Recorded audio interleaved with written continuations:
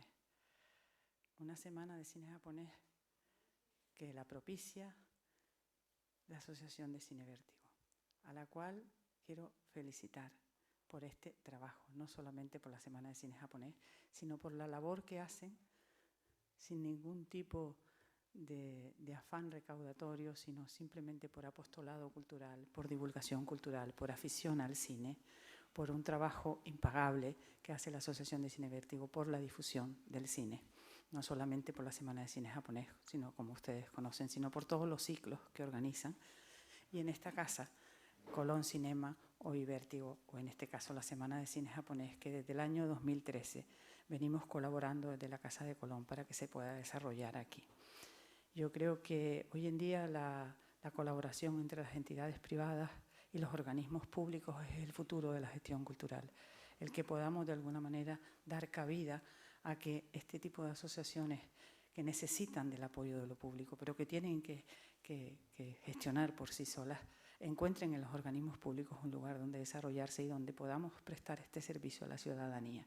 Y eso es lo que hemos intentado desde que hemos empezado a colaborar, tanto en todos los ciclos que se puedan desarrollar en la Casa de Colón, para que de alguna manera esta unión entre la Asociación de Cine Vértigo y el apoyo a través de la Casa de Colón del Cabildo de Gran Canaria pueda de alguna manera ser una realidad. Durante estos 20 años, yo creo que el ejemplo de la Semana de Cine Japonés, el que se llenen las salas y que siga la gente esperando el que se desarrolle la Semana de Cine Japonés, es un verdadero éxito y que hoy nos podamos felicitar. Por eso quiero felicitar a la Asociación de Cine Vértigo, empujarle a que sigan trabajando con ese amor, con esa afición, con esa entrega, que doy fe de ello, de noches, de tardes, trabajando para que este programa, este magnífico programa que vamos a ver hoy, sea hoy una realidad. Me acompañan en la mesa la presidenta de la Asociación de Cine Vértigo, Vicky Pérez Afonso, Aitami Ramos, al que conocemos, especialista en cine japonés, él es arquitecto, pero todos los que hemos venido a ver las películas de cine japonés sabemos de su sapiencia y de lo que nos ha enriquecido durante todos estos años sus conferencias y sus presentaciones. Y a mi izquierda, Marina Muñoz, licenciada en Historia del Arte, que hoy va a presentarnos la película que vamos a ver dentro de 15 minutos y que mañana dará la conferencia sobre el cine de esta semana a las 6:30. Muchas gracias y le paso la palabra a Vicky Pérez Afonso, la presidenta de la Asociación de Cine Vértigo. Muchas gracias.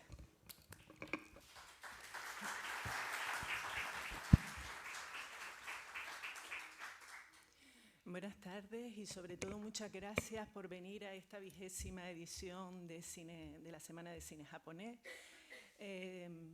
Siempre me toca agradecer y es una cosa que me encanta y es evidente que siempre hay personas a las que te dejas atrás, instituciones a las que te dejas atrás, pero hoy queríamos tener en esta mesa a Aitami, porque forma parte de la Semana de Cine Japonés. En realidad, yo creo que forma parte de la Asociación de Cine Vértigo, aunque él no lo sepa.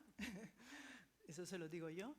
Y bueno, y evidentemente a Marina Muñoz, que nos va a acompañar durante esta semana. Espero que aprendamos mucho de cine japonés, eso estoy segura.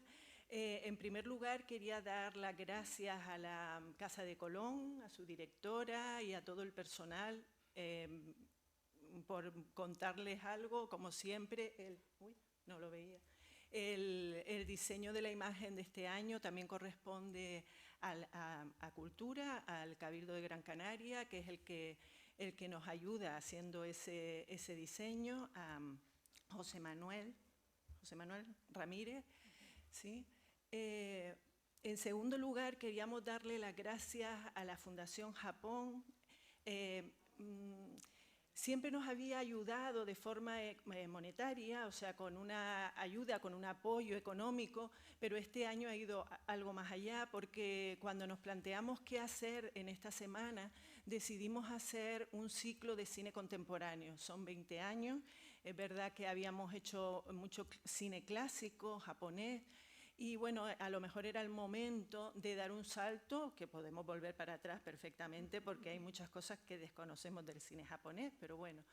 y nos ayudó a todo lo que es la parte de atrás, que son las gestiones, a decirnos quiénes gestionaban cada una de las películas, que eso es muy importante, de verdad no se lo pueden ni imaginar. Y además los subtítulos de la película que vamos a ver hoy nos las cedió, o sea que los subtítulos son de ellos, ellas lo pusieron, los pagaron para una película y los vamos a ver nosotros hoy. Además, la directora de la Fundación Japón, la señora Morito, nos manda un mensaje, porque no ha podido estar hoy aquí, que se iba de viaje, y nos mandó un mensaje anoche que podemos ver ahora.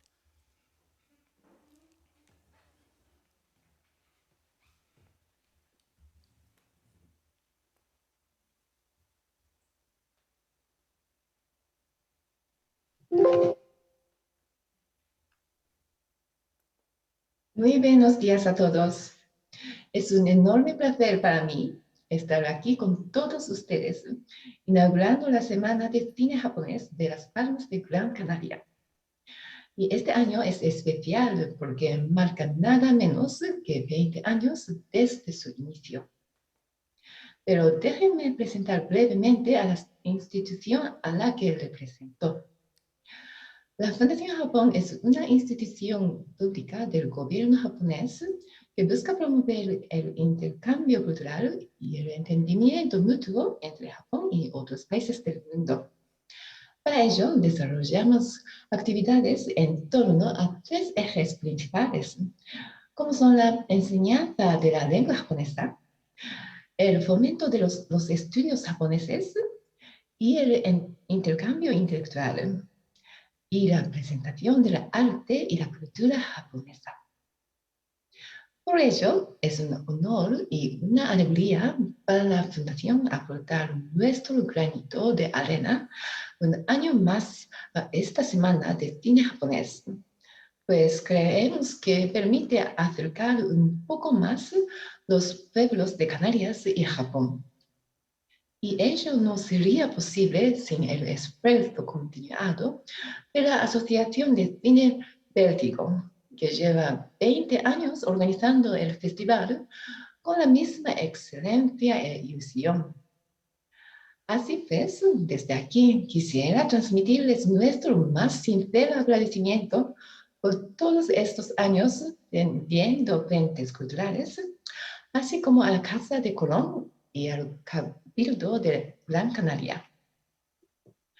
Si lo piensan, tanto Canarias como Japón somos islas. Y creo que esto influye en nuestra forma de vivir y nos puede hacer sentir más próximos. A este respecto, les cuento que ahora mismo en el Real Jardín Botánico de Madrid se puede visitar la instalación Un Jardín Zen Negro, que brota precisamente del encuentro entre nuestras culturas canaria y japonesa. Se trata de un jardín zen construido con las cenizas del volcán de Cumbre Vieja de la isla de La Palma. Y es un proyecto que busca rendir homenaje a los habitantes de dicha isla. Desde la Fundación estamos muy felices de apoyar este proyecto y les invito a visitarlo si pasan por Madrid estos meses, porque es realmente conmovedor. Por último, volviendo al evento que nos reúne hoy, esta edición del festival se centra en los Jishu Eiga, o cine independiente japonés. En los últimos años, desde la Fundación Japón, hemos tratado de mostrar este cine quizá menos conocido y agradecemos enormemente a Vértigo que haya decidido programarlo en su 20º aniversario.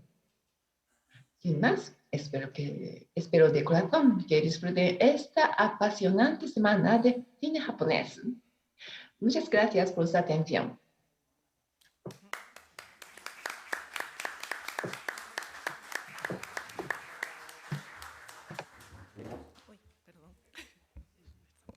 Bueno, después de haber oído a la señora Morito, en último lugar queríamos agradecer al Consulado de Japón aquí en Las Palmas Desde luego es el último organismo al que vamos a agradecer, pero no el menos importante, a lo mejor es el más importante de todos. Hace 20 años el Consulado de Japón aquí en Las Palmas contactó con el SICA. En el SICA, en aquella época todavía estaba proyectando la Asociación de Cine Vértigo, hacíamos el Cineforum que seguimos haciendo allí. Y el director en ese momento, el director del SICA contactó con nosotros y nos dijo que el consulado tenía unas películas en 16 milímetros subtituladas en español y que le interesaría mucho que el público las conociera, porque era una forma de difundir la cultura japonesa. Nos lo contó, nosotros le comentamos que, bueno, que era una cosa bastante interesante, pero teníamos un problema.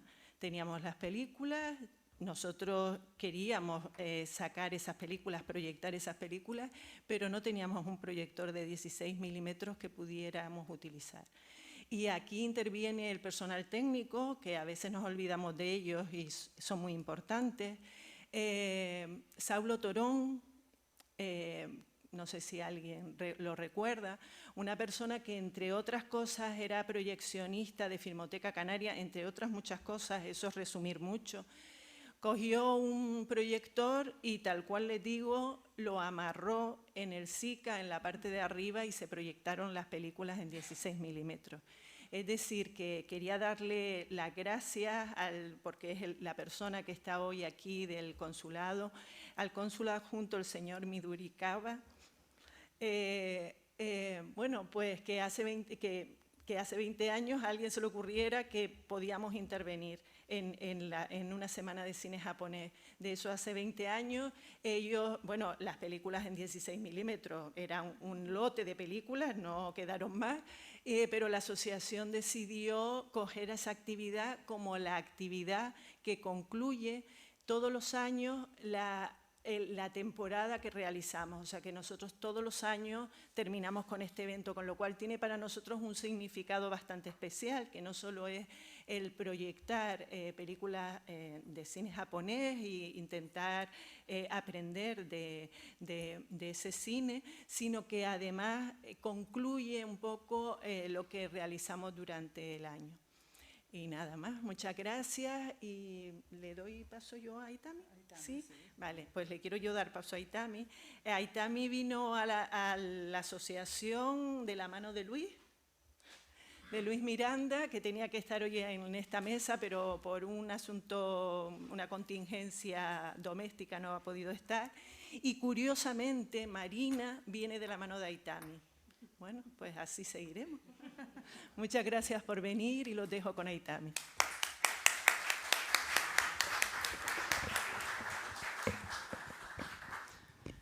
Buenas tardes. Bueno, debo decir que como este es el primer año en muchos años que vengo y no tengo que hacer nada, pues vengo tranquilo, porque otros años venía, ¿no?, como con un peso a la espalda importante. Este año pues como que vengo muy ligero y eso lo agradezco bastante.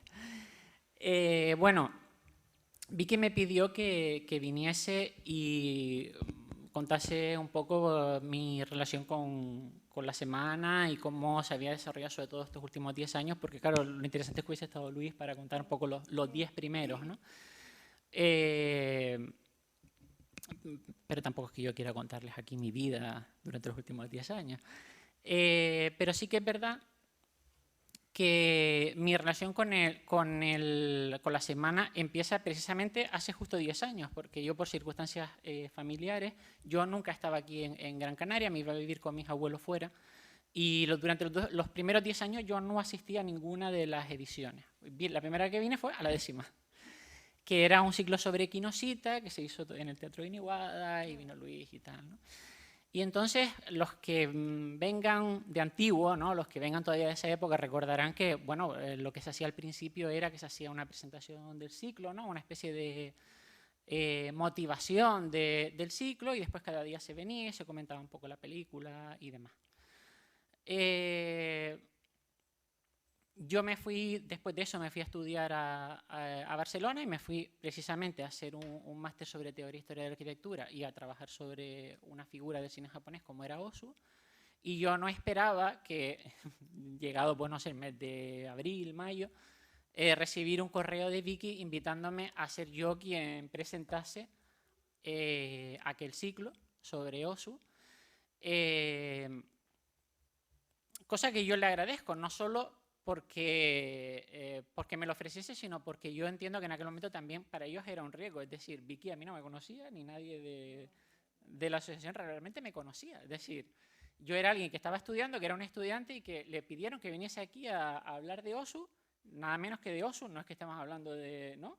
No sé, de Spielberg. Y entonces, ven aquí para que hables de Ozu y tal, ¿no? Entonces, yo creo que ustedes estaban nerviosas aquel primer día, ¿no? Sí, bastante. Normal, hasta yo estaría nervioso. Hasta yo estaría nervioso de verme a mí mismo. Entonces, bueno, pues yo, mi primera experiencia fue un poco esa, ¿no? Venir, hablar, un poco improvisar, un poco los conocimientos que yo tenía. Pero realmente cuando yo creo que ya la semana coge un poco ya la forma que ha tenido un poco ahora, ya fue la edición decimocuarta, ¿no? Cuando ya Vicky me pide que no venga a hacer eso, sino que venga a darles una conferencia. Bueno, pues vamos a venir a dar una conferencia. Y 2 años después ya no es, Aitami, ven a dar una conferencia sobre un tema que nosotros te dábamos, porque aquel de teatro, sino Aitami, diseña tú el ciclo. O sea, ya cada vez me iban echando más cosas. Diseña tú el ciclo, que fue aquel ciclo que hicimos sobre los objetos y demás. Y yo le digo, bueno, Vicky, ¿qué te parece si, aparte de hacer el ciclo y tal, hacemos una reseña de cada película explicando la relación, ¿no? Y después eso ya lo desarrollamos. Sí, hazlo, ya lo hacíamos. Y ya 2 años después me vuelven a llamar, vamos otra vez lo mismo, lo haces tú, haces la conferencia, y yo, vale, pero ¿y qué tal si, algo que seguramente a lo mejor ustedes no se dan cuenta porque todos no consultan el folleto web, pero si ustedes entran en el folleto web, a partir de aquella edición que hicimos del Chambara, japonismo, etc., cuando ustedes leen los textos que aparecen, se leen en continuidad como si fuese un único texto. Parece que están escritos como si fuese cada uno por separado, pero en realidad era como un gran estudio que yo hacía de cada tema y los iba escribiendo como si fuese un artículo entero de 6 páginas en continuidad. Entonces aquello ya era una cosa, ya aquello era como la piedra de Sísifo, ¿no? Que a veces iba siendo más grande, y durante todo ese tiempo, porque llega un momento ya que ya me quedé yo como fijo, como dice Vicky, tú no estás en la asociación, pero es como si estuviera, pero me salvo de ir a las asambleas, lo cual es una ventaja. He venido a alguna, pero bueno, me salvo de ir a las asambleas, ¿no? Yo siempre le dije a Vicky una cosa desde el principio, en realidad le dije 2 cosas, pero una de ellas era que a mí me preocupaba mucho que la semana de cine japonés se asociase demasiado conmigo. Es decir, yo no quería ser yo quien todos los años hiciese el ciclo, porque parecía que ya se estaba personalizando en mí, y yo entendía que esto era algo que no me pertenecía a mí, que le pertenecía a Vértigo, que le pertenecía a ustedes, pero que no me pertenecía a mí, ¿no? Y que yo no me iba a robar ese papel de ser yo quien todos los años, y yo en realidad no esperaba que todos los años me siguieran llamando, y todos los años me seguían llamando, y todos los años inconscientemente yo creo que he ido dejando como mi impronta en la semana, en el sentido de, pues esto vamos a hacerlo así, pues esto vamos a hacerlo así, y ya se ha ido quedando, la semana se ha ido quedando como una cosa autónoma, pero en la que yo le he ido dejando como mi impronta, ¿no? A mi pesar. Y la segunda, y para mí a nivel personal más importante, es una cosa que yo le he dicho a Vicky muchas veces y que aquí lo dije el año pasado sin ir más lejos, ¿no? Cuando yo terminé de hacer mi trabajo sobre Ozu, bueno, pues yo tenía la pretensión de todo el mundo que dedica 2 años a estar investigando sobre estética japonesa, sobre cine japonés, sobre arquitectura japonesa, etcétera, ¿no? Que es seguir investigando. Pero claro, bueno, pues por circunstancias de la vida no tuve la oportunidad de seguir haciendo eso en un espacio académico, no pude seguir haciéndolo en la universidad. Y yo era una cosa que iba a abandonar directamente. Entonces, gracias al apoyo que a mí me ha dado la asociación, yo he podido seguir haciendo esto, algo que a mí me apasiona durante 10 años, ¿no? O casi 10 años, pero lo he podido hacer gracias a eso. Y entonces, claro, para mí la deuda con la Semana de Cine y con Vértigo es enorme por ese motivo, porque si no yo no hubiese podido seguir investigando. Y entonces yo se lo debo a la Semana, a la asociación y particularmente a Vicky, que yo sé que esto no le gusta que lo diga en público, pero es así y no tengo por qué decir lo contrario. ¿Qué te parece?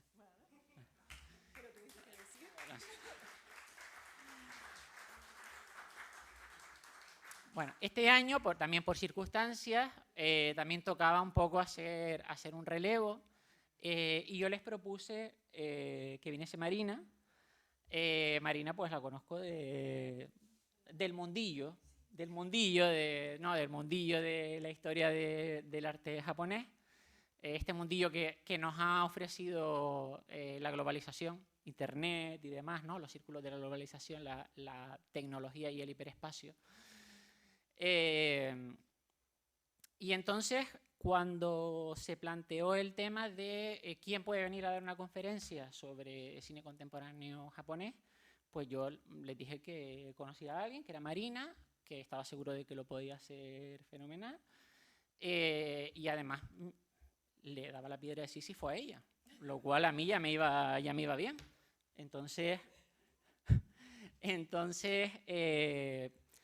simplemente, pues nada, desearle suerte a Marina, no me lo tengas en cuenta, y nada. Muchas gracias a ustedes, muchas gracias por el apoyo que le han dado a la semana. Yo me he sentido muy apoyado siempre aquí, muy querido, y solo les puedo dar las gracias y que podamos seguir viéndonos.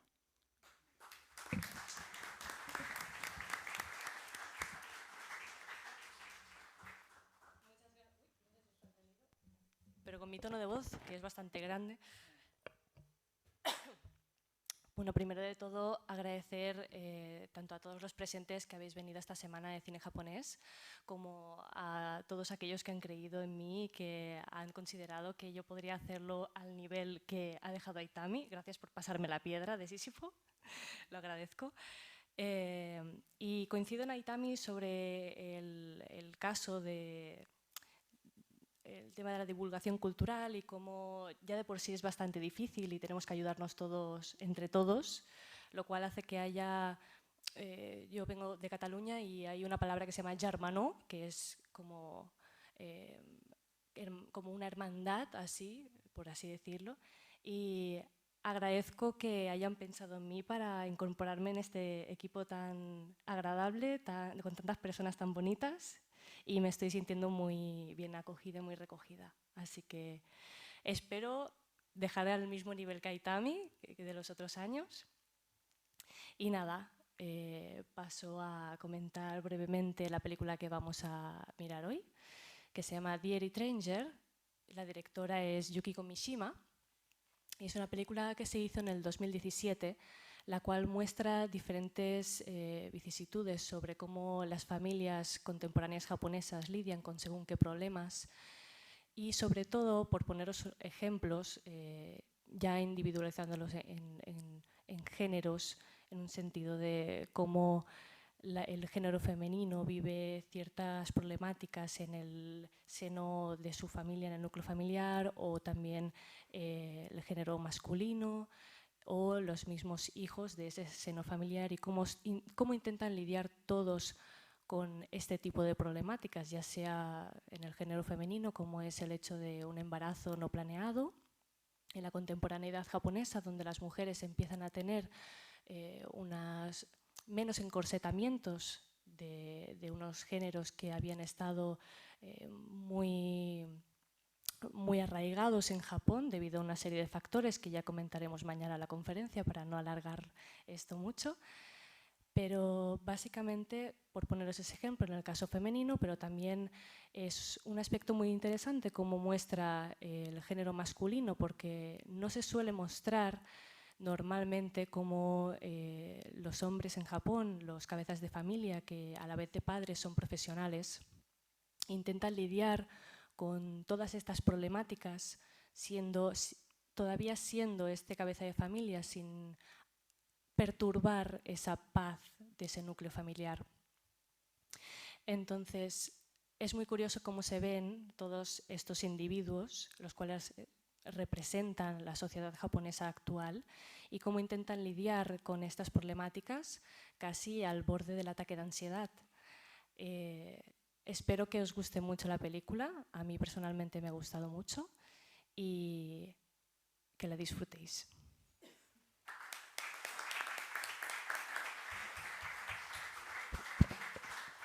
Bueno, pues disfruten de toda la semana y especialmente hoy de la película de inauguración. Muchas gracias por venir. Venga.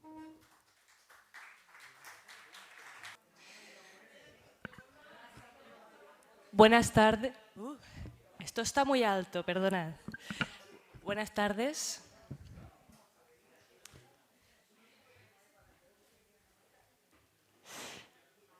Ahora que ya estamos todos sentados y que va a comenzar la conferencia,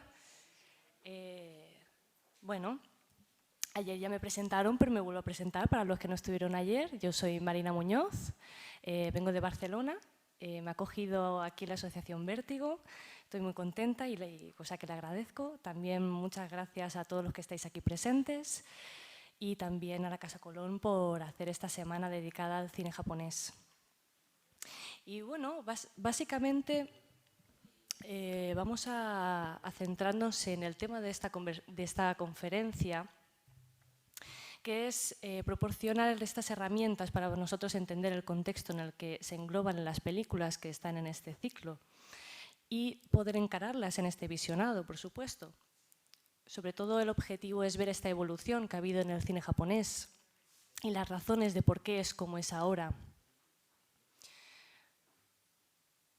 El tema de la conferencia, y el título en sí ya lo dice, que es Jishu Eiga, que significa cine independiente japonés, y veremos los factores que son importantes en esta conferencia, los factores importantes de lo que es el Jishu Eiga en la actualidad. Y vemos que hay un factor importante que es el impacto de los nuevos medios en el cine japonés, que está avanzando rápidamente, como también estas obras que también veremos en esta semana de la edición de Vértigo, junto con también otras muchas obras, que son este resultado de la intersección de esta tecnología global y las condiciones regionales cinemáticas.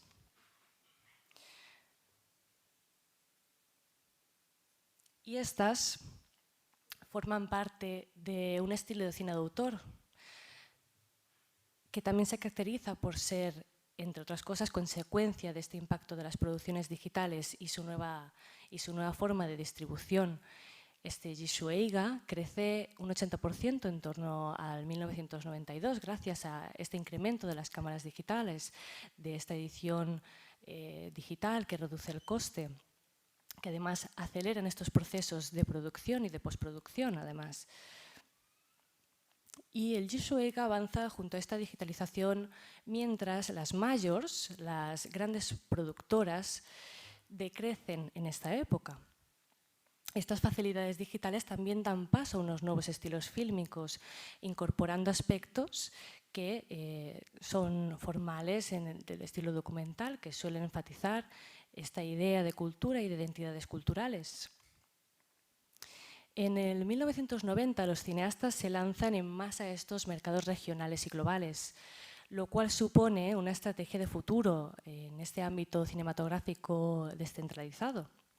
Además, también ganaron interés en la audiencia autóctona, interés sobre estos vínculos autorreflexivos de la identidad nacional y de la subversión de las convenciones narrativas identitarias. La digitalización también ha proporcionado un campo con sus respectivas nuevas normas, por supuesto, y estas nuevas normas muchas veces se desdibujan entre los límites de ficción y documental, produciendo géneros como son también el antidocumental o el anticine. Y estas están desafiando estas jerarquías preestablecidas. Es debidamente a esto y a otros factores existentes que en su mayor parte en el cine japonés independiente muestran no tener una continuidad con las tradiciones cinematográficas previas.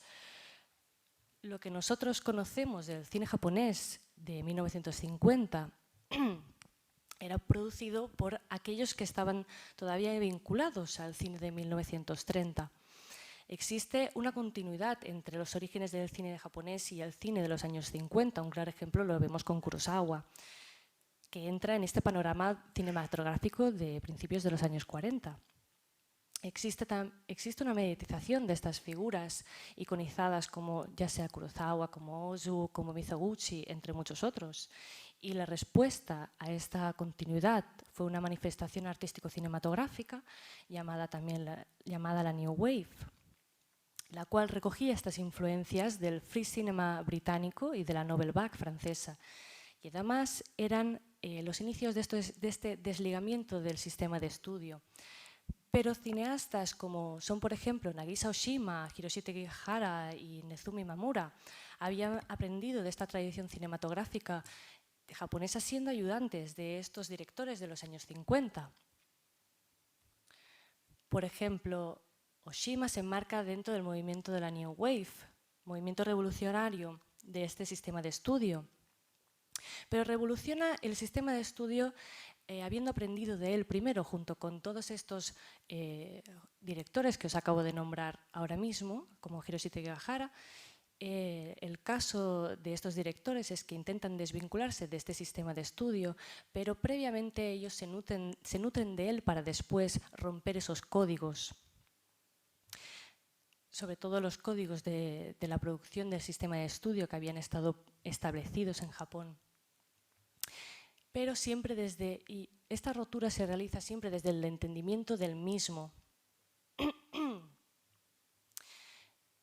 Nagisa Oshima en este caso introdujo problemáticas político-identitarias que estaban opuestas a la cultura de posguerra, que criticaba a la humillación nacional que se había dado lugar a partir de la firma del Tratado de Paz con Occidente. Y ya están planteando, digamos, esta nueva búsqueda de identidad a partir de la oposición de estas convenciones técnicas y narrativas del sistema de estudio, pero aún así recogiendo ciertas influencias del mismo para después ir desligándolas. Precisamente en la época de 1970-1980 está marcado por un tipo de producción que, por poneros el ejemplo de In the Realm of the Senses de Nagisa Oshima, películas que fueron coproducidas en Francia y en Inglaterra. Por otro lado, a Occidente no nos llega mucho más de todas estas películas que fueron coproducidas en Occidente, porque es una época donde la industria cinematográfica no se está exportando al mismo nivel que anteriormente, ni las producciones tienen el mismo nivel que las anteriores. De hecho, los descendientes de esta nueva ola, perteneciente a los años 60, son aquellos cineastas que pudieron abandonar los cineclubs universitarios por las salas de cine, por ejemplo, gracias al PIA Film Festival, que es un momento que surge un verdadero movimiento de películas autoproducidas y muchos aficionados estaban buscando seguir los pasos de estos cineastas revelados en el PIA Film Festival, los primeros que empezaban a producir estas películas de cine de autor. Un ejemplo son Kiyoshi Kurosawa, Shunichi Nagasaki, Sion Sono. Además, los jóvenes cineastas buscaban tener la libertad que se les negaba en esas producciones mayor. En medio de todo este proceso de desvinculación cultural, también nos enmarcamos en un contexto de digitalización y mayor cantidad de producciones relativas a este cine de autor, proponiéndose así un nuevo panorama. Estas obras cinematográficas comienzan a llegar a festivales de cine occidentales, pero los críticos occidentales, al intentar interpretar estas películas desde el conocimiento de su última experiencia de los años 50, se encuentran con un choque y una incomprensión hacia esta recepción de las películas más modernas, después de esta época donde no había sido exportado el cine japonés al mismo nivel que los años 50.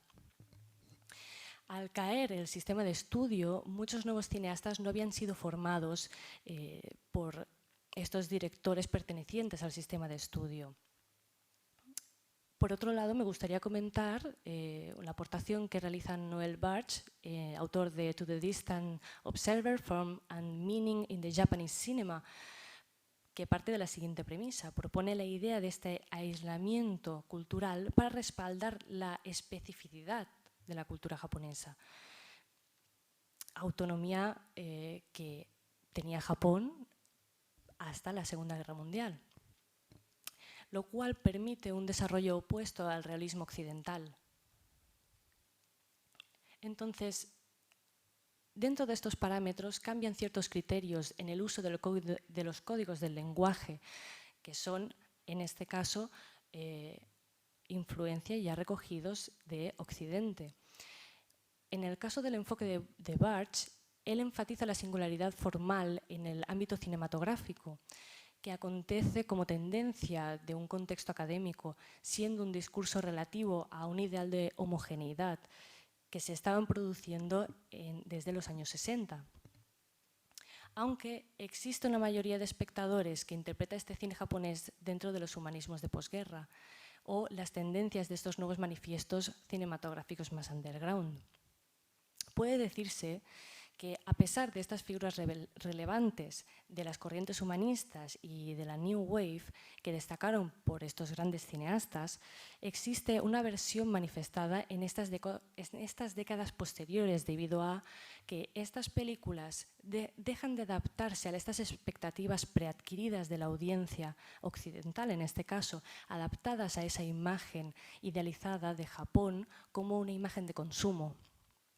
A su vez, también expertos en la materia, ya sean académicos, críticos de cine, buscaban unas nuevas formas de exotismo a raíz de haber perdido, digamos, esa recepción que previamente Japón le había dado en los años 50.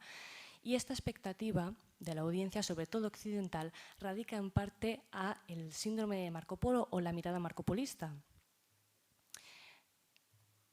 El principal problema o la problemática principal es que las obras parecían distintas a las occidentales y a las pocas obras japonesas que habían llegado a Occidente, permeando esta visión de la cultura colectiva que a su vez transforma en los códigos orientales reconocibles.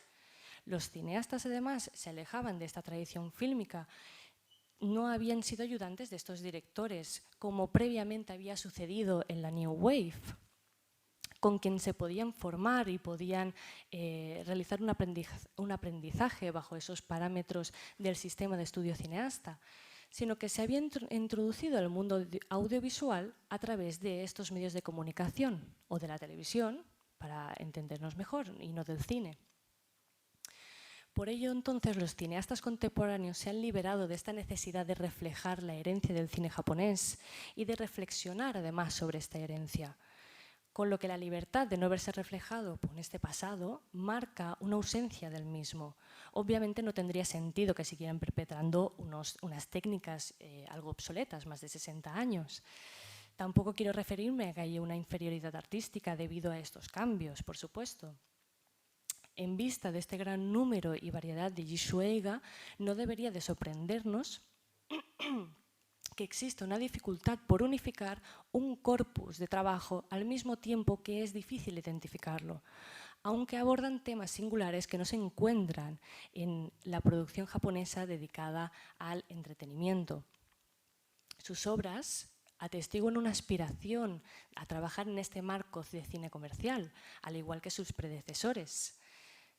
El cine actual independiente está afrontando un problema con un Japón dividido culturalmente contra sí mismo, pues Japón cree cada vez menos en la cultura japonesa tradicional, como se conocen en las películas que he comentado anteriormente de los años 50, frente también a un sustento social espiritual. Por poneros un ejemplo, fuera de las películas del cine de esta semana de cine japonés, Sad Vacation de Shinji Aoyama, que os he puesto aquí una imagen. Un personaje apunta, y cito textualmente, Japón no es más que un montón de trastos que llegaron a la deriva desde algún otro lugar. Esta noción en realidad libera a los personajes de la lealtad sobre esta idea de japonesidad, de esta identificación. Entonces podríamos estar ante un cine contemporáneo que busca en su lugar dentro de su idiosincrasia identitaria, por ejemplo, los films que proyectamos este año, parece que intentan encontrar su lugar en este contexto extraño, desconcertado y desvinculado. Son el resultado de este proceso de experimentación fuera de las normas del sistema de estudio cineasta. En cuanto al interés que experimenta la sociedad occidental hacia este arte cinematográfico asiático actual, es fruto y gracias a la globalización y la demograficación. El mundo global en sí es paradójicamente el mundo de la diferencia, pues es debido a esta globalización que no se reprime, la diversidad, sino que se busca encontrar este exotismo. La cultura de posguerra japonesa es un campo de tensiones donde existe un pulso entre estas fuerzas sociales hegemónicas y las subalternas, pues señalan estas problemáticas de los procesos forzados de occidentalización a la vez que buscan su propia identidad. Y la globalización japonesa progresa en el capitalismo industrial desde finales del siglo XVIII, con su acción colonial y neocolonial, pues generalizó hasta hoy la cultura occidental como metacultura de la modernidad y aún como cultura articuladora de estas instituciones y funciones generales de la vida contemporánea. Pero todo proceso de homogeneización a gran escala, aun cuando consiga aplanar las diferencias, genera crear otras nuevas dentro de sí misma. Se percibe tanto la readaptación de la cultura dominante dentro de este proceso modernizador marcado por la desvinculación de la herencia cultural, como también estos intentos y búsqueda de identidad que es significante y representativa de esta sociocultura japonesa. Lo que hoy estamos llamando posmodernidad es en realidad el resultado de esta imbrincación de estos procesos contradictorios. Aquí he puesto una de las películas, la película que veremos hoy, de hecho. Sobre el desconcierto de ciertos críticos de arte o académicos o personas introducidas en el sistema de estudio cineasta que tienden a mirar el arte cinematográfico posterior a la época dorada de Japón con sospechas a esta ilegitimidad. Y cuando éstas no cumplen esas expectativas, son miradas desde esta incomprensión, desde esta falta de entendimiento. Y su respuesta está tendiendo a estos procesos de hibridación, de apropiación, de resignificación, de neologismos correspondientes a estos procesos de modernización y occidentalización que sufrió Japón a raíz del contacto con Estados Unidos en el siglo XIX, el cual se vio abierto forzosamente al comercio debido a esta presión de la cultura americana.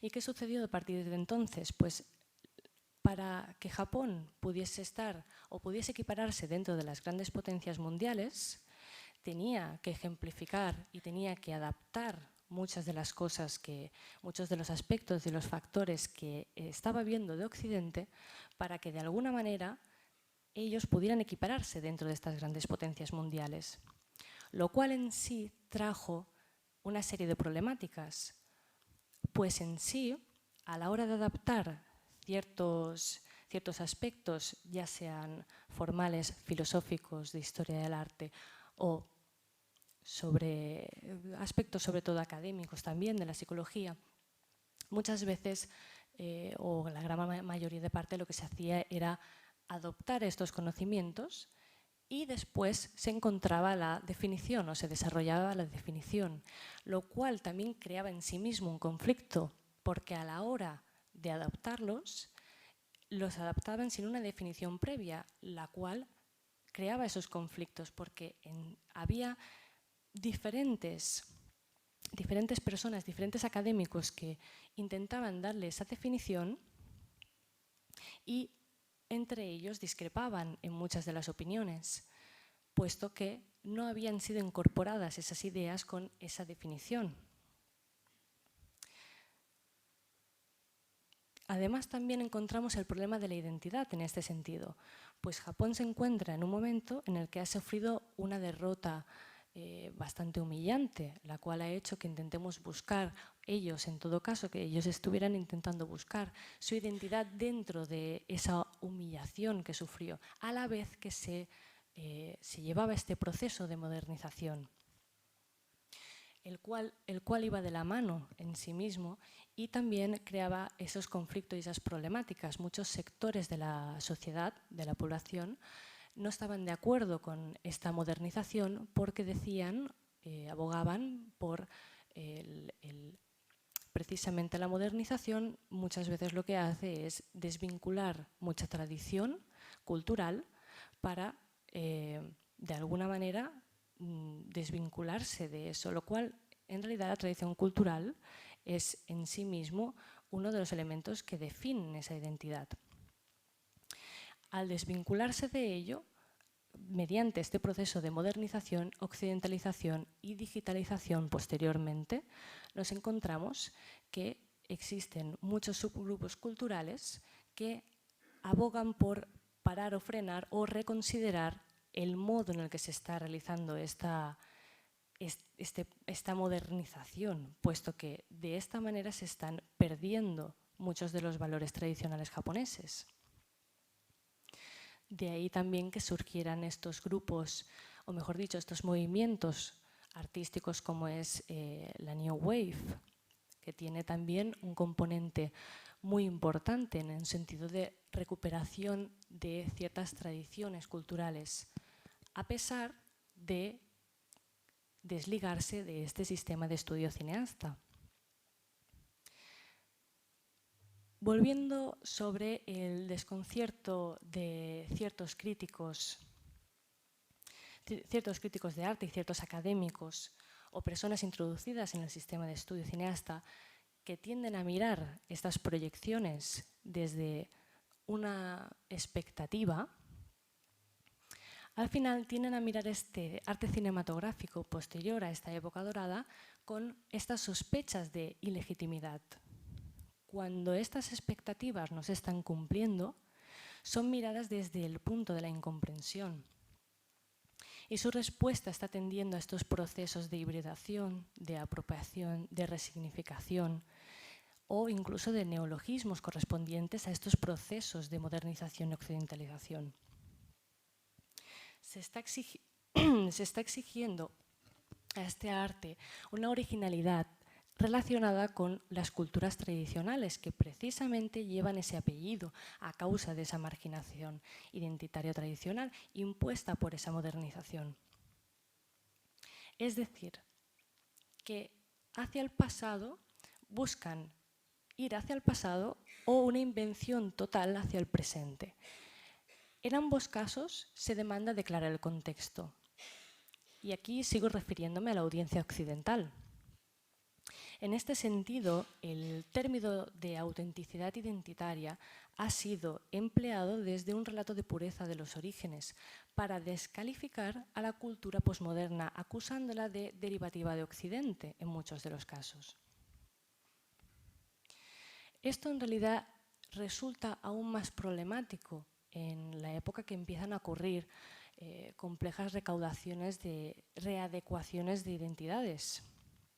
Y en estos procesos de modernización nos encontramos con esta hibridación, con estas identidades múltiples, identidades en formas de cajas chinas o de matrioscas, neoidentidades, una mezcla de identidades en sí mismo. Y un desplazamiento entre ellas, unos juegos étnicos, lo cual lleva a esta derivación de la misma cultura japonesa también. ¿Qué sucede? Que cuando tenemos una audiencia que tiene esta expectativa, la cual yo abogo por categorizarla como el síndrome de Marco Polo. Un momento, por favor, me estoy quedando sin voz.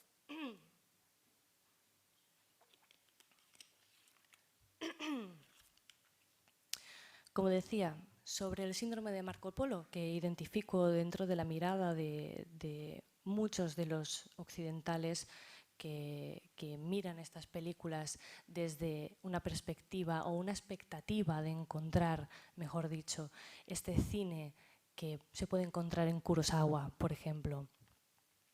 Este síndrome en sí de Marco Polo permanece arraigado en estas manifestaciones posmodernas, pues de hecho, en realidad, la nueva atracción de esta alteridad étnica exótica ha permitido, en realidad, una mayor circulación del arte cinematográfico japonés.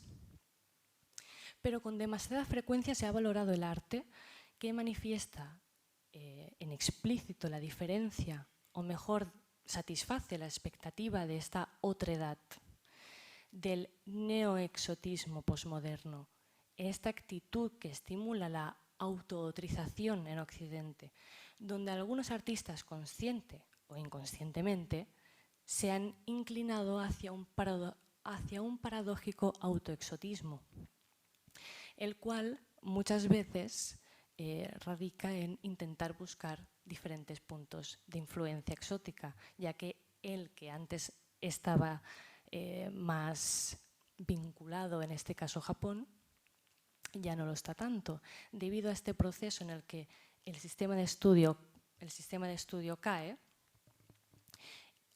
A Occidente apenas nos llegan producciones y posteriormente nos encontramos con producciones del calibre de cine independiente, el cual es recibido muchas veces desde un punto de incomplexión, precisamente también para buscar ese exotismo, esa otredad. Y al no cumplir con esas expectativas, muchas veces lo que se hace es ir a buscar a otros sitios ese exotismo. En el caso de estos académicos que intentan o buscan esta expectativa, llenar esta expectativa en este caso. En resumen, y ya para ir finalizando, me gustaría comentar que las películas que nos encontramos en esta semana de cine japonés son en sí esta respuesta. Veremos que muchos de los códigos del lenguaje que nos encontramos en esta semana de estas proyecciones no concuerda con lo que muchas veces uno espera a encontrar de cine japonés, o esa idea que tiene muchas veces de esa imagen de cine japonés, de samuráis, de tradicional, de estos elementos que se vinculan dentro de este círculo de tradición. Como decía, al no encontrar esa expectativa, nos encontramos que buscan otra cosa. ¿Qué sucede con estas películas? Al cambiar estos códigos del lenguaje, nos encontramos que se están fijando en proporcionar una serie de elementos ya más centrados en unos aspectos socioculturales identitarios que han sido perpetrados en la cultura del cine japonés, pero con estos códigos cambiados. De hecho, la película que vamos a ver hoy, que es esta que os estoy poniendo aquí, de Kohei Hiraishi y Damien, vemos que presenta a un niño que busca a su padre, y es un viaje bastante atípico, el cual consta de no tener diálogo, la película, pero las imágenes, el paisaje, la música, la banda sonora, nos están expresando estas emociones del infante a la hora de ir a buscar a su padre. Espero que os guste la película, y si tenéis alguna pregunta, he dejado un ratito al final para que ahora podamos debatir o preguntar lo que queráis. Sí, si queréis aplaudir, aplaudid. A mí me da igual.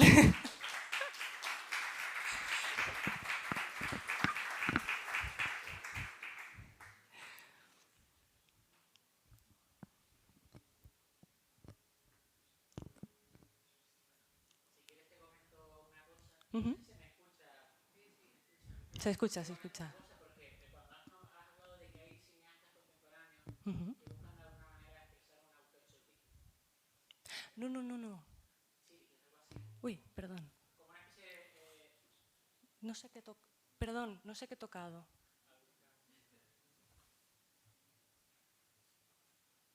Bueno, ya había acabado el PowerPoint, no pasa nada. Perdona, sí, dime.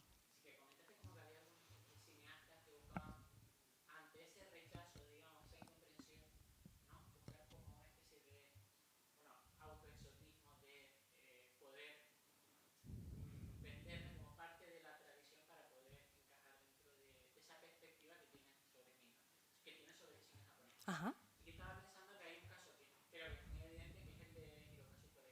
Ujú.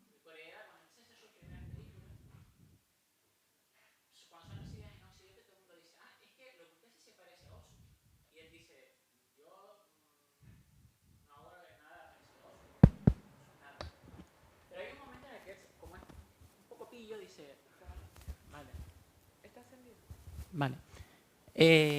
Pero Koreeda, como es un poco pillo, ¿no? Dice, bueno, yo si quiero rascar algo aquí, tengo que venderme como un sucesor de Ozu, ¿no? Y entonces empieza a hacer todas estas películas Kiseki, ¿no? Con niños y tal, y no sé qué. Y entonces cada vez va forzando, un asunto de familia, o sea, cada vez va forzando más esta semejanza con Ozu.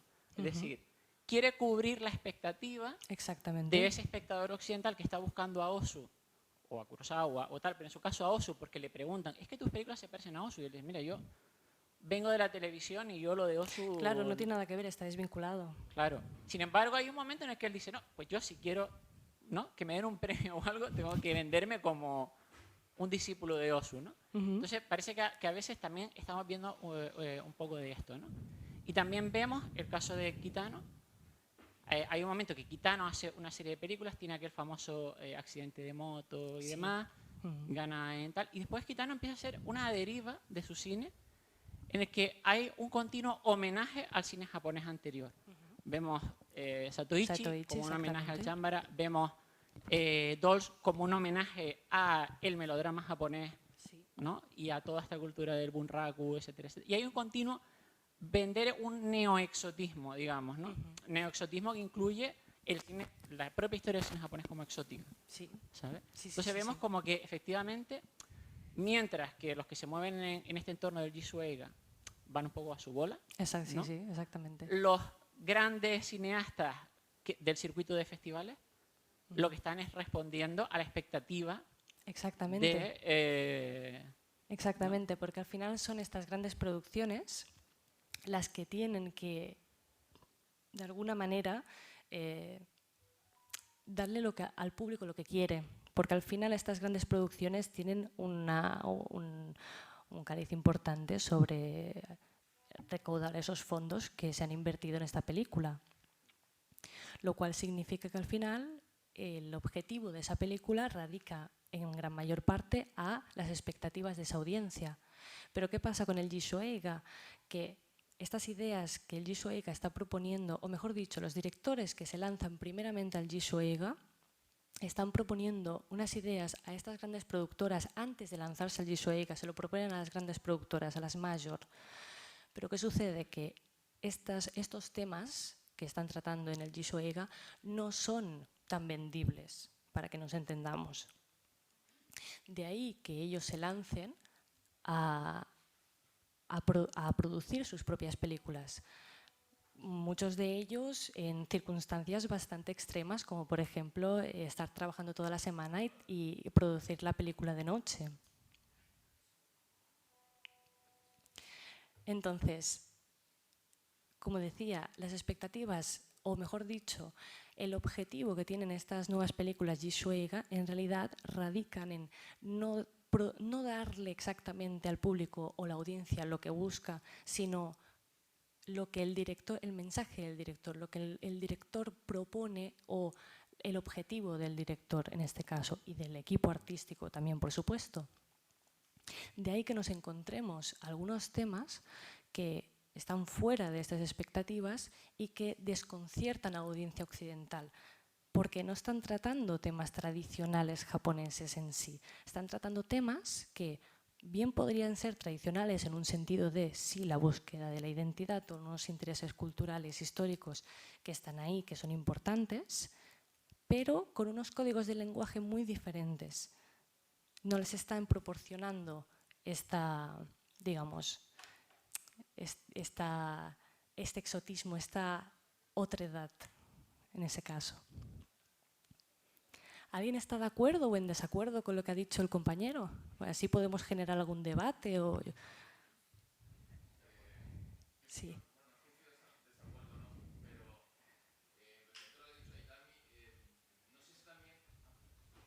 Sí, quizá el micrófono ya sí te ayuda.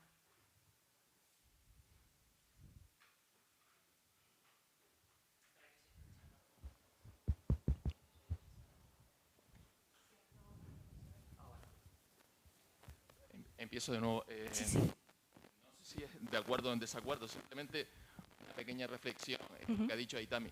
No sé si está haciendo cine en Japón, lo que puede haber nombrado a Corea o a también puede ser una falta de cultura cinematográfica. Por tanto, es complicado que puedan beber de Ozu o Mizoguchi, los grandes cánones del cine japonés.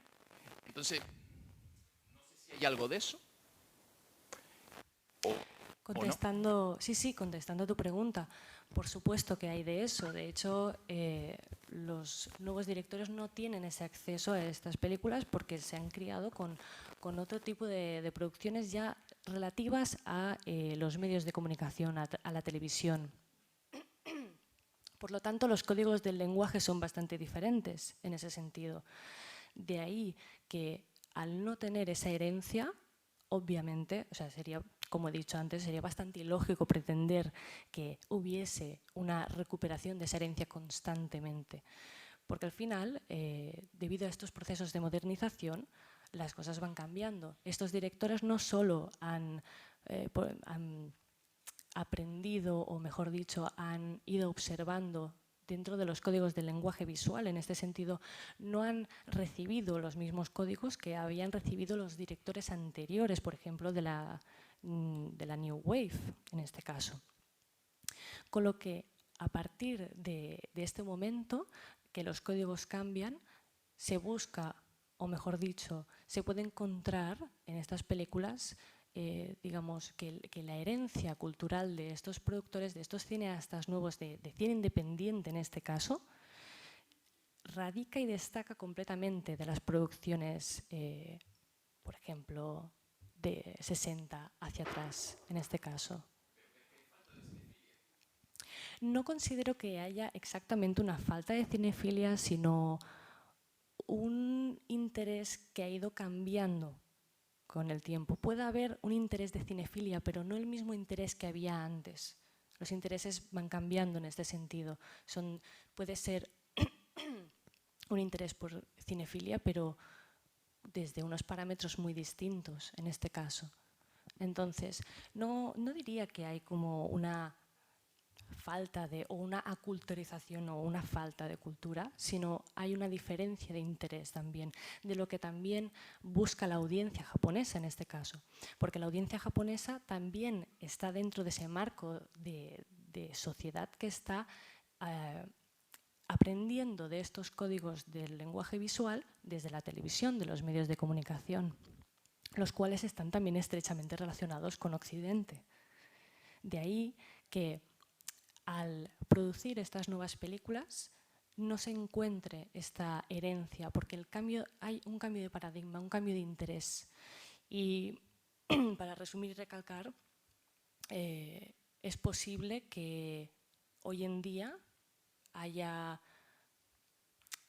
interés por la cultura japonesa en sí misma desde allí, pero ese interés ha cambiado, así en resumidos. ¿Alguien que también quiera aportar algo a lo que ha comentado?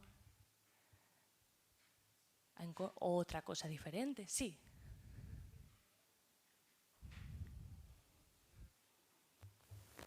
Hablabais del cine. Pues acércate un poco. Hablabais de este tipo de cine, de este nuevo cine independiente. Pero, por ejemplo, Suzuki tenía la película esta de Tokyo Drifter y todo. Es que no te escucho bien. No sé si está... ¿Está encendido? ¿Ahora? Sí, está encendido. Vale, ahora. Sí. Había un director que me gusta mucho en los años 60 que se llama Seijun Suzuki, que es el director de Tokyo Drifter. Sí. Ese tipo de cine que se hacía, que era comercial y que tenía poco que ver con el cine que se hacía en Japón. Era un cine más norteamericano. No adelantaba ya que había un cambio muy anterior a lo que ocurre en los 70, sobre todo porque es el momento en el que el cine japonés empieza a distribuirse a través de Scorsese y sobre todo Roger Corman, que son los que expanden el cine japonés hacia Occidente, ¿no? Entonces, Exactamente, sí. había ya como unos directores que ya hacían esto. Ya, no lo sé, te pregunto. Dentro de esta evolución, obviamente en las evoluciones no hay a partir de aquí se empieza, ¿no? Siempre hay muchos factores que se van conjugando y van evolucionando. Incluso las producciones mayor tienen, las grandes productoras, me refiero, estas películas, también están muchas de ellas vinculadas a lo que se está haciendo en Occidente, porque se busca esta modernización también constante, para que también, al final, el objetivo del cine japonés y sobre todo del cine japonés de estas grandes corporaciones, busca la globalización, la mediatización global de estas películas. Por lo tanto, los códigos de lenguaje que intentan incorporar son también occidentales, a pesar de que la audiencia o parte de la audiencia occidental espere otra cosa. Muchas veces espera encontrarse, como os he comentado antes, estos elementos más tradicionales japoneses, con esta época de katanas y de samuráis, en este caso, así mal dicho. Pero, claro, hay una serie de factores que se van conjugando y en efervescencia, precisamente, en una cultura japonesa que está recibiendo unos constantes inputs de las culturas occidentales, para al final resultar en diferentes tipos de producciones que responden a diferentes tipos de interés o que no responden a esos intereses, pero que también responden a el interés del mismo director y que después casualmente puede o no puede generar una respuesta positiva en la audiencia en el caso occidental. No, pero es curioso porque esta influencia hace que gente como Paul Rader escriba el guion de Yakuza, por ejemplo. Uy, creo que sí.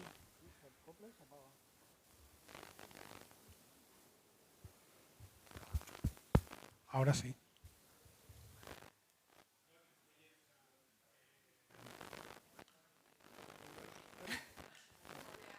Bueno.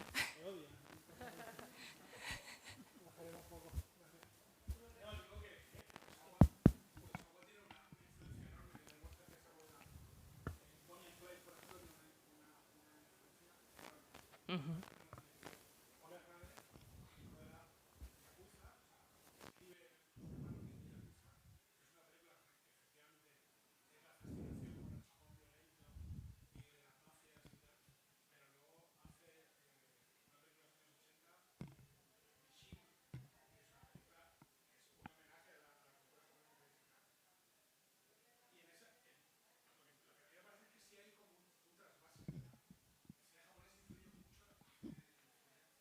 Por supuesto, debido a esta globalización se está haciendo un intercambio cultural, por supuesto.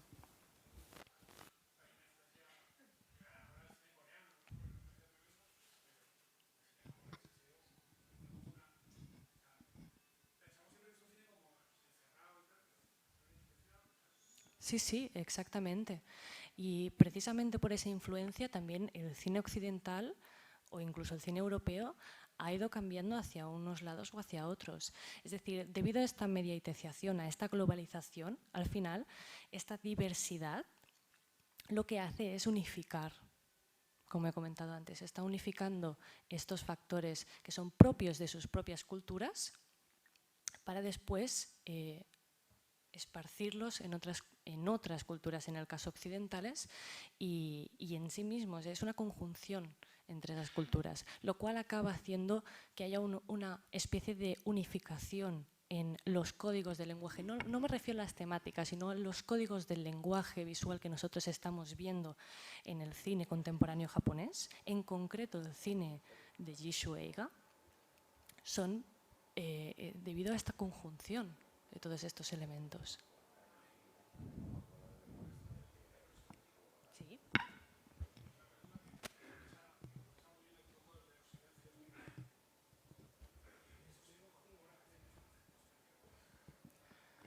De hecho, ya estaba previamente.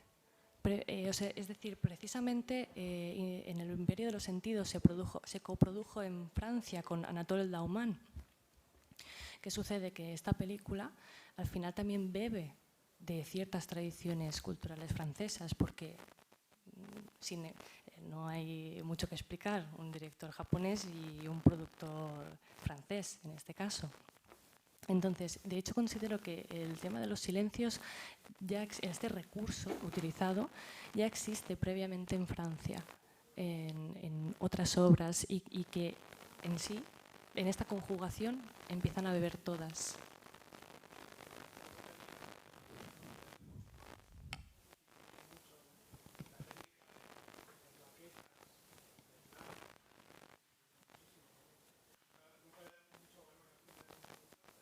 No, pero tiene su valor, es decir, que sea de bajo presupuesto, muchas veces, en muchas de estas películas, no significa que no tenga un mensaje de trasfondo importante y de peso. En eso coincido y yo estoy de acuerdo. Godzilla mismo es un gran ejemplo de una producción que se realizó con unos medios muy limitados, pero realmente la trama que hay detrás, digamos, la importancia y peso del tema es más trascendental que muchas de las películas que se han realizado con un presupuesto mayor, por ponerte un ejemplo así básico. Pero sí, coincido. ¿Alguien más que quiera preguntar algo? Tenemos tiempo, ¿eh? O sea, yo he dejado este tiempo porque me gusta que se generen debates, que la gente vaya hablando y aportando. Así que, de hecho, ¿a cuánto estamos? Y cuarto. Nos quedan 10 minutitos, ¿no? Vale, sí.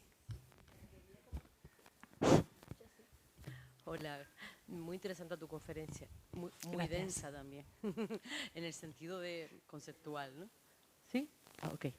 Quería comentar, el Jisoo Eiga, normalmente el cine que nos llega es muy poco, porque en las carteleras del cine comercial no se proyecta prácticamente nada de esto. Y es curioso el efecto, yo diría, Hamaguchi, de un director que ha hecho Asako 1 y 2, y también pudimos ver... Drive My Car. Sí, relatos de amor y fortuna, y sin embargo pasaron como muy también desapercibidas, y llega Drive My Car y de repente arrasa en todos lados. Quizás sea el respaldo de los premios que le dieron en Cannes o la nominación que le dieron en los Oscars. Eso atrae al público, no en masa, por supuesto que no, pero llega a salas que no llegan normalmente. ¿Simplemente será esa la explicación o hay algo más detrás? ¿Hay una mirada occidental más curiosa a este tipo de cine del Jisoo Eiga, más con otros parámetros y con otros lenguajes distintos? A ver, partiendo de la base de que la audiencia occidental tiene unos gustos muy concretos y que busca algo muy concreto, y muchas veces estas producciones independientes japonesas no son eso que busca. Busca grandes producciones y sobre todo Occidente, estamos muy enfocados a nosotros mismos, a América, y busca...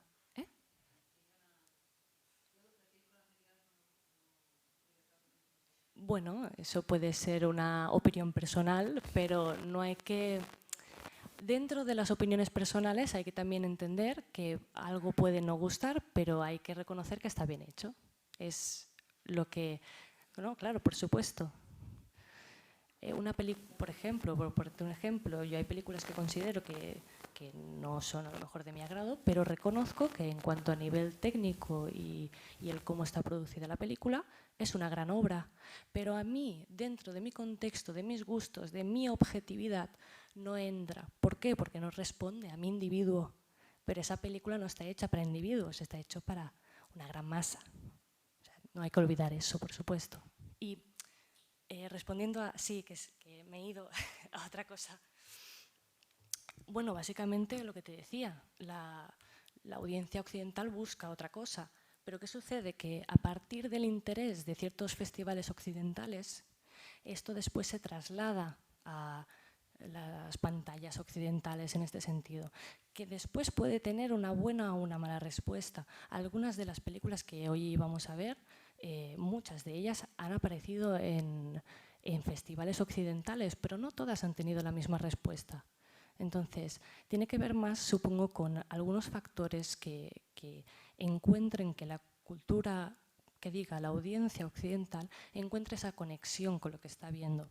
Y muchas veces, como le he comentado a ella antes, por mucho que sea una gran obra, si el mensaje no acaba calando en esa audiencia, por lo que sea, significa que la audiencia está buscando otra cosa en ese sentido. Sí.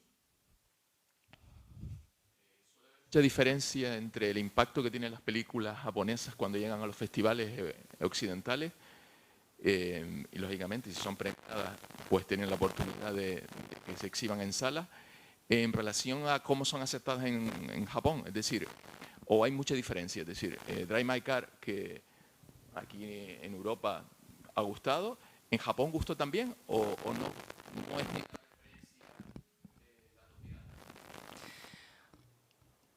Vale, voy a intentar no generalizar en la respuesta, porque va a ser difícil.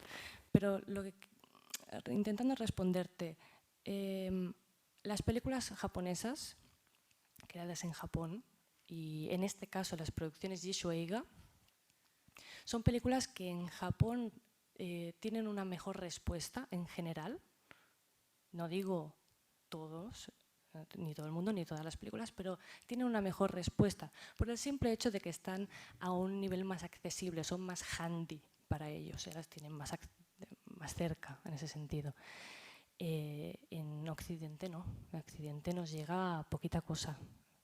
Entonces, como te digo, para intentar responder de una manera no muy generalista, para no generalizar, sí hay una mejor recepción en Japón por el simple hecho de que llega a más público. Contra más público llega, más probabilidades tiene de tener X aceptación en este caso. Y como en las películas, por ejemplo, en el caso de estas películas que vemos esta semana, estas películas están proporcionando una serie de elementos que la audiencia japonesa se ve identificada en este sentido. Con lo que es posible que al tratar temas que son intrínsecos de la cultura japonesa, muchas veces aquí cuando llegan no son reconocidas o no son aceptadas de la misma manera por el simple hecho de este legado y esta herencia cultural. Entonces, teniendo en cuenta esto, creo que te he respondido a la pregunta. Sí.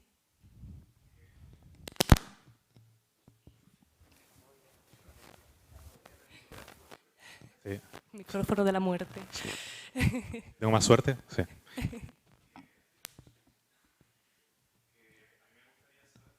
Sobre el proceso de producción, el sistema, cómo se maneja la industria de este cine independiente, ¿no? En el sentido de que sostiene. ¿Qué es lo que, perdona?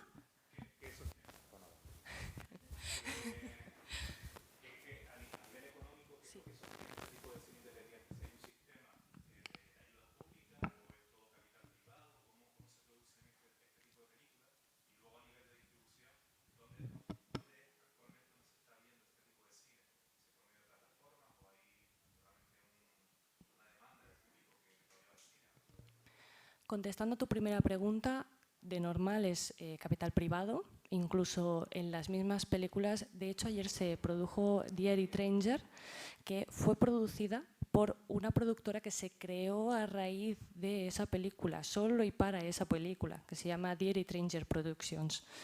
Con lo que vemos que ha habido una inversión de capital privado, por supuesto. No hay tanto interés en proporcionar capital público en estas obras. Y luego la segunda pregunta, ¿me has dicho? ¿Me la puedes...? Ah, sí. Bueno, en Japón tenemos tanto los... responden estas películas, las podemos ver tanto en los cines como en las muchas plataformas que también han ayudado a que a nosotros en Occidente nos lleguen estas obras y podamos apreciarlas, no como hace unos cuantos años que para encontrar una película independiente, ya una película japonesa de normal era difícil encontrar, pero ya una película independiente era casi imposible. Entonces, considero que gracias a estas plataformas estas películas llegan a más público, y ya solo hablando en la cultura japonesa, no yéndome a Occidente. Están distribuidas en muchos de los medios de producción, ya sean la televisión, ya sean el cine, ya sean las plataformas audiovisuales, como, bueno, no voy a decir marcas, no me pagan las marcas para decir los nombres, así que no los voy a decir, pero ya sabéis todas cuáles son. Entonces, todo esto ayuda a que esas películas lleguen a más audiencia en Japón, cosa que hace unos años no tanto, porque uno tenía que ir a acercarse a ese VHS. Sí.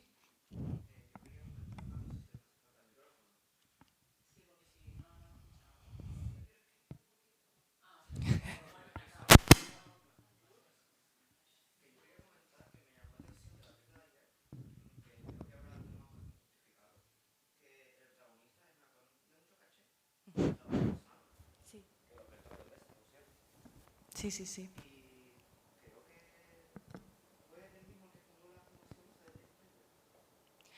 No, fue Yukiko Mishima. Sí, sí, sí, sí. De hecho, muchos actores que antes no se prestaban a entrar dentro de estas producciones porque no iban a tener una visualización como las que son de las majors, ahora que sí que está habiendo una mayor visualización, obviamente sí que se prestan más a eso. Obviamente no quiero decir, y aquí no quiero generalizar en el sentido de que todos los artistas o todos los actores japoneses buscan ese incentivo o esa mediatización de su figura para hacerse más famosos, que al final es en realidad un avanzar en su carrera cinematográfica y realizar más producciones, pero no todos son así. Vemos en películas que a lo mejor no tienen tanto presupuesto, con algunos actores que son bastantes. Por ejemplo, Ichi the Killer. El protagonista de Ichi the Killer, en la época que se hizo la película, era bastante reconocido, pero la película en sí era una película independiente. Exactamente, de Takashi Miike.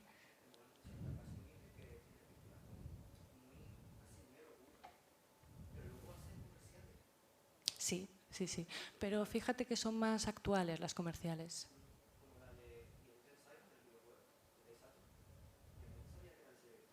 Sí, sí, sí. Sí, sí.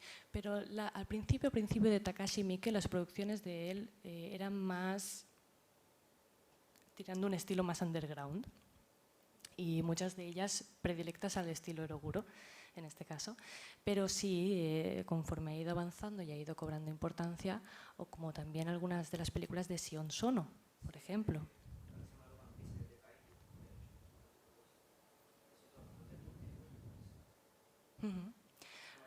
Sí, a ver, a lo mejor se puede responder a un intento para abarcar más público y que se interesen por su obra más original.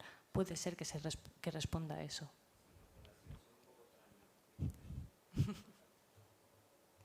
¿Cómo vamos de tiempo? ¿Bien? Bueno, pues entonces ahora vamos a dejar con la proyección de la película del viaje de Takara, y espero que la disfrutéis mucho. Y nada, muchas gracias por haberme escuchado, y ya dejo de daros la brasa. Buenas tardes.